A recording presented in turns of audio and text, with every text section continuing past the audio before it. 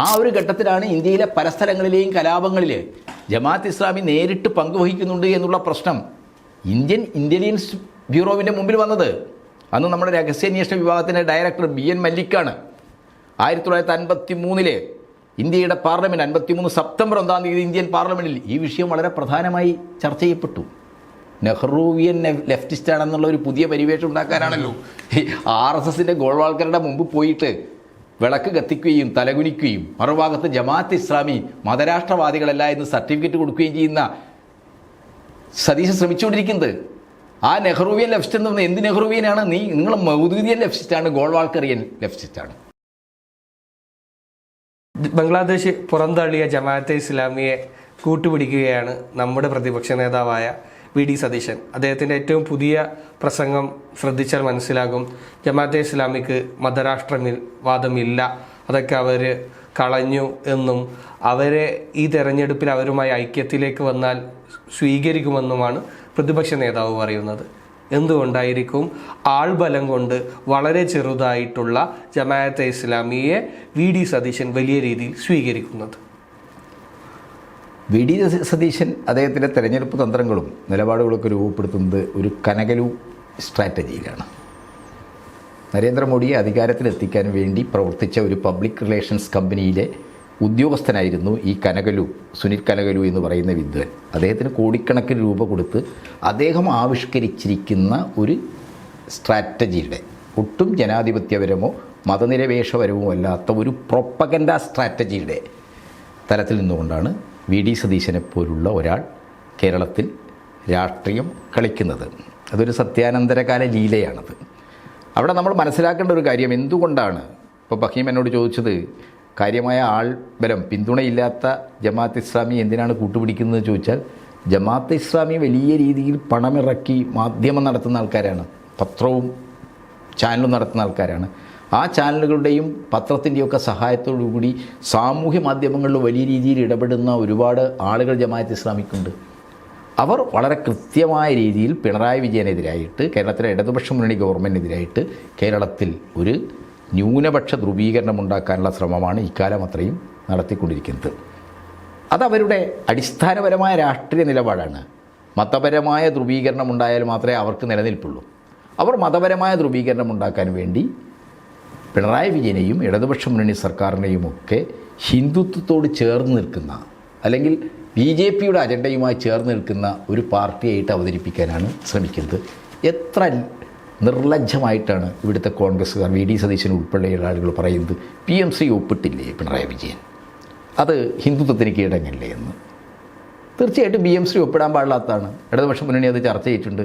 അങ്ങനെ ഒപ്പിട്ട ഒരു നടപടി ഇടതുപക്ഷ നയത്തിന് വിരുദ്ധമാണ് എന്ന് കണ്ടുകൊണ്ട് അതിന്ന് പിൻവലിഞ്ഞിട്ടുണ്ട്. CPMൻ്റെ ഈ 24ാം പാർട്ടി കോൺഗ്രസ് അംഗീകരിച്ച, അതിൻ്റെ സംസ്ഥാന സമ്മേളനമൊക്കെ അംഗീകരിച്ച പ്രമേയത്തിൽ SSK ഉൾപ്പെടെയുള്ള വിഷയങ്ങൾ വെച്ച് എന്താണ് ഇവിടെ 751 കോടി ഉറുപ്പിക SSK ഫണ്ട് തരണം, ഭിന്നശേഷിക്കാർ ഉൾപ്പെടെയുള്ള വിദ്യാഭ്യാസമാണ്. അത് വെച്ചിട്ട് നിങ്ങൾ PMC ഒപ്പിട്ടാൽ മാത്രമേ, ഞങ്ങളുടെ വിദ്യാഭ്യാസ നയം നടപ്പാക്കിയാൽ മാത്രമേ നിങ്ങൾക്ക് ഫണ്ട് തരൂ എന്ന് പറഞ്ഞു. എന്നാൽ ഞങ്ങൾ RSS മുന്നോട്ട് വെക്കുന്ന ഹിന്ദുത്വ വർഗീയ അജണ്ടയിൽ നിന്നുള്ള ഒരു വിദ്യാഭ്യാസ പരിപാടി അംഗീകരിക്കില്ല, അതിവിടെ നടപ്പാക്കില്ല. ആ നിലപാടുന്നുകൊണ്ടാണ്. അപ്പോൾ അതിന് വിരുദ്ധമായ രീതിയിൽ ചില നടപടികൾ ഉണ്ടായി എന്നുള്ളതാണല്ലോ പ്രശ്നം. അത് ചർച്ച ചെയ്യപ്പെടുകയും ഇടതുപക്ഷ മുന്നണി എന്താണ് ആ നിലപാടിൽ നിന്ന് പിന്മാറുകയും ചെയ്തു. എന്നാൽ നിങ്ങൾ നോക്കൂ, സിദ്ധാരാമയ്യ കർണാടകയിൽ ഭരിക്കുക, അവിടെ PMC ഒപ്പിട്ട് ഫണ്ട് വാങ്ങിക്കുന്നുണ്ട്. കേന്ദ്ര സർക്കാരിൻ്റെ സിലബസ് അവർ നടപ്പാക്കുക, NCERT സിലബസ് അനുസരിച്ചാണ് അവർ പാഠഭാഗങ്ങൾ നടപ്പാക്കുന്നത്. അതേപോലെ തന്നെ രേവന്ത് റെഡ്ഡി നമ്മുടെ തെലങ്കാനയിലെ മുഖ്യമന്ത്രി, അവിടെയും PMC ഒപ്പിട്ട് നടപ്പാക്കുകയാണ്. ഇന്ത്യയിൽ ആദ്യമായി PMC ഒപ്പിട്ട സംസ്ഥാനങ്ങളിൽ പെടുന്നതാണിത്. കോൺഗ്രസ് ഭരിച്ചിരുന്ന കാലത്ത് രാജസ്ഥാൻ, അശോക് ഗെഹ്ലോട്ട് അവിടുത്തെ മുഖ്യമന്ത്രി ആയിരിക്കുമ്പോഴാണ്. അപ്പോൾ തങ്ങൾ ഭരിക്കുന്നിടത്തെല്ലാം RSS അജണ്ട ഒരു ചർച്ചയ്ക്ക് പോലും വിധേയമാക്കാതെ അംഗീകരിക്കുകയും PMC ഉൾപ്പെടെയുള്ള ദേശീയ വിദ്യാഭ്യാസ നയത്തിൻ്റെ ഭാഗമായിട്ടുള്ള സംഘപരിവാർ അജണ്ട അംഗീകരിക്കുകയും ചെയ്യുന്ന ആളുകൾ ഇവിടെ വന്നിട്ട് PMC പറഞ്ഞിട്ട് പിണറായി വിജയനെ സംഖ്യയാക്കാൻ നോക്കിയാൽ അത് നടക്കുമോ? ആ രീതിയിലുള്ളൊരു നെറേഷൻ നിർമ്മിക്കുന്നതിൽ സാമൂഹ്യ മാധ്യമങ്ങളും ടെലിവിഷൻ ചാനലും പത്രമൊക്കെ ഉപയോഗിച്ച് ഏറ്റവും ബുദ്ധിപരമായി ഇടപെടുന്ന ആളാണ് ആര്? ഈ ജമാഅത്ത് ഇസ്ലാമിക്കാർ.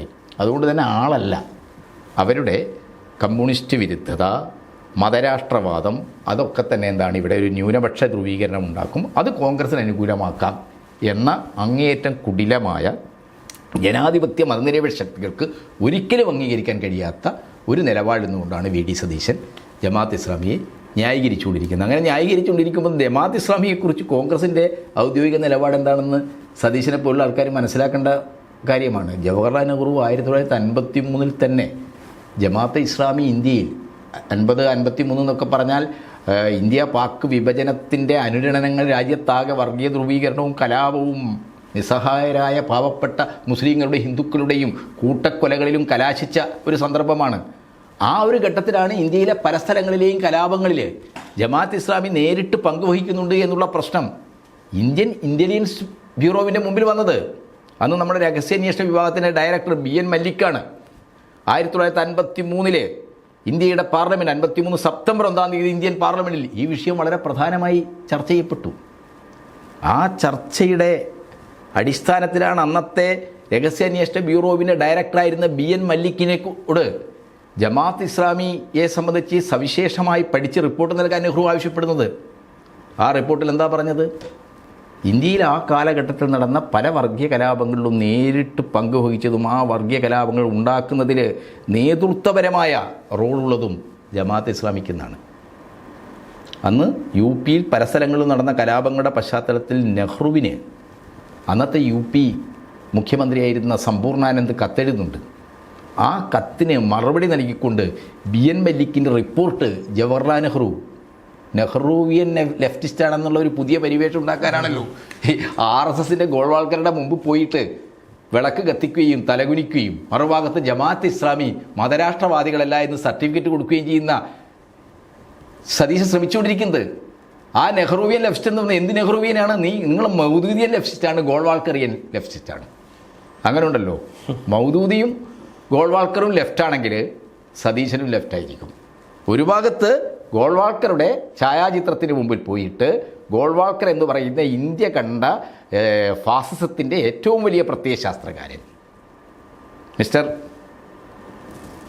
ഹിറ്റ്ലറുടെ മെയിൻ കാഫിന് സമാനമാണ് വിചാരധാരയും മെയിൻ കാഫും ഒരു രണ്ട് കയ്യിലും വെച്ച് ഓരോ പേജും അങ്ങോട്ടും ഇങ്ങോട്ടും വായിച്ച് നോക്കിയാൽ ഇത് തമ്മിലുള്ള താരതമ്യം നമുക്ക് കൃത്യമായിട്ട് മനസ്സിലാക്കാൻ കഴിയും. അപ്പം ഇന്ത്യൻ ഫാസിസ്റ്റായിട്ടുള്ള അതിൻ്റെ പ്രത്യയശാസ്ത്രകാരനായിട്ടുള്ള മിസ്റ്റർ ഗോൾവാൾക്കറുടെ ജന്മവാർഷിക ദിനത്തിൽ ശാഖയിൽ പോയി ഗോൾവാൾക്കറുടെ ചിത്രത്തിന് മുമ്പിൽ വിളക്ക് കത്തിക്കുക, എന്നിട്ട് കൈകൂപ്പി തലകുനിച്ച് നിൽക്കുക.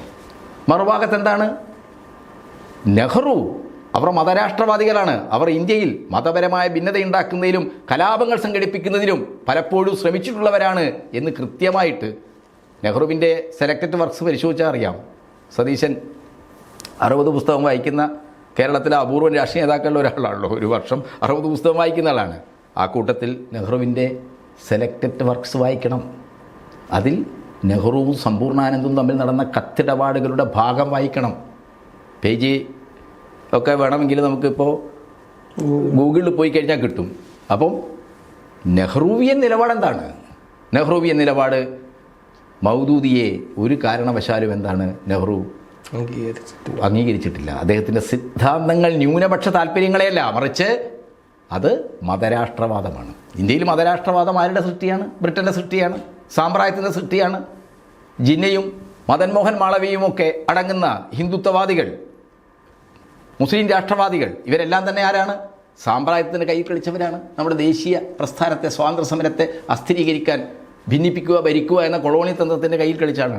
അപ്പോൾ ഈ കാര്യങ്ങളൊക്കെ നിലനിൽക്കുമ്പോൾ ഞാൻ നെഹ്റുവിയൻ ലെഫ്റ്റാണ്, പിണറായി വിജയൻ ലെഫ്റ്റൊന്നുമില്ല എന്ന് പറഞ്ഞ് നാട് നീളം പ്രസംഗിച്ച് നടക്കുന്ന വി ഡി സതീശൻ, ആ വി ഡി സതീശൻ എന്തിൻ്റെ പേരിലാണ് ജമാഅത്ത് ഇസ്ലാമിക്ക് മതരാഷ്ട്രവാദമില്ല എന്ന് പറയുന്നത്? അവരുടെ ഷൂറ അംഗവും സീനിയറായ നേതാവും ബുദ്ധിജീവിയും എഴുത്തുകാരനൊക്കെയാണ് ഷെയ്ഖ് മുഹമ്മദ് കാരക്കുന്ന്. ഷെയ്ഖ് മുഹമ്മദ് കാരക്കുന്ന് ഒരു വിട്ടുവീഴ്ചയുമില്ല. അക്കാര്യത്തിൽ അയാൾ സത്യസന്ധത പുലർത്തുകയാണ്. ഒരു വിട്ടുവീഴ്ചയില്ലാതെ പറയുന്നത് എന്താണ്? ഇസ്ലാമിൻ്റെ ഭരണമില്ലെങ്കിൽ, ഇസ്ലാമിൻ്റെ വിധി അനുസരിച്ചുള്ള ദീൻ പോലും, അനുഷ്ഠാനക്രിയകൾ പോലും സഫലമാവില്ലെന്നാണ്. അപ്പോൾ അദ്ദേഹം സത്യസന്ധമായി മൗദൂദിയൻ കാഴ്ചപ്പാടനുസരിച്ച് പറയുകയാണ്. മൗദൂദി ഈ കാര്യങ്ങളൊക്കെ തന്നെ വളരെ കൃത്യമായി പറഞ്ഞു വെച്ചിട്ടുള്ളതാണ്. ഇസ്ലാമിനെ സംബന്ധിച്ചിടത്തോളം മതം എന്നത്, ഭരണമില്ലാത്ത മതം എന്ന് പറയുന്നത് ഭൂമിയിൽ സ്ഥാപിച്ചിട്ടില്ലാത്ത സങ്കല്പ വീട് പോലെയാണെന്ന് പറഞ്ഞ ആളാണ് മൗദൂദി. അപ്പോൾ ജമാഅത്ത് ഇസ്ലാമിക്കാർ ഞങ്ങൾ മതരാഷ്ട്രവാദികളാണെന്ന് പറഞ്ഞുകൊണ്ടിരിക്കുകയാണ്. എന്നാൽ വി ഡി സതീശൻ അവർക്ക് സർട്ടിഫിക്കറ്റ് കൊടുത്ത് കോൺഗ്രസ്സിലെ മുസ്ലിം ലീഗിലെയൊക്കെ മതനിരപേക്ഷവാദികളായ ജനങ്ങളെ തെറ്റിദ്ധരിപ്പിക്കുകയാണ്. ഒരു തട്ടിപ്പാണ് വി ഡി സതീശൻ നടത്തിക്കൊണ്ടിരിക്കുന്നത്.